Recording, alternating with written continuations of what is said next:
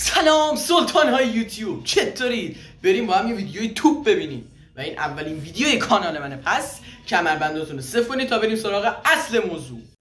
امروز قراره که ما 24 ساعت بدون این گوشی باشیم، البته این قابش باشیم.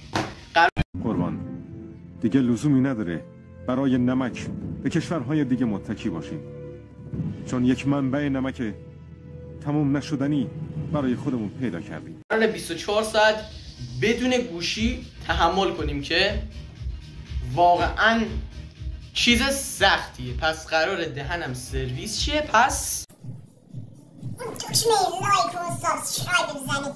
دمت شما من خیلی ممنون. جدی میفرمایید؟ الان دقیقا ساعت 6 و 23 دقیقه است. من باید تا 6 و 23 دقیقه فردا دست به گوشی نزنم. هوا هم که ابریه و ما هم در حال نوشتن تکلیفامون هستیم. راستی شما مدرسه میرید؟ الان دقیقا یه ماه مونده که مدرسه ها شروع شه و ما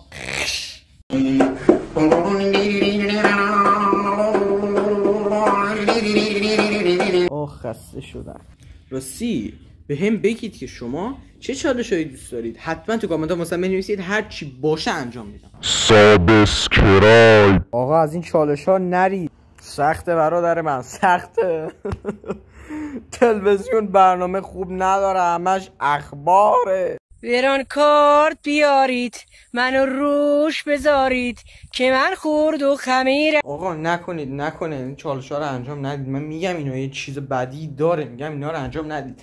الان خوبه، من الان از سیستم کامپیوتر میتونم استفاده کنم، گوشی هم که الان فقط باید فیلم بگیرم بذارمش دوباره کنار. به خدا اصلا گوشی نمیتونم استفاده کنم. خب الان من رفتم دیگه. بدشس اولی واقعا از حق نگذریم یک استراحتی به چشمامون دادیم، ولی بازم بدیای خودشو داره. الان این کتاب لامصب میبینی، من رفتم 1 دقیقه تلویزیون نگاه کردم، بعدش کلا تکلیفامو یادم رفت. الانم تکلیفامو ننوشتم و الان باید بشینم 4 ساعت فکر کنم که تکلیفم. بدبختی این بچه کشکی.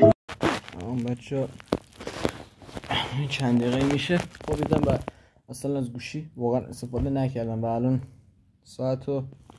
اینجا ساعت رو دارید میبینید که ساعت 6 و هوایی هم دیگه رو به تاریکیه و داداش با موفقیت انجام دادیم. مرسی که در اینجا ویدیو با من همراه بودین. خدا نگهدار. سابسکرایب.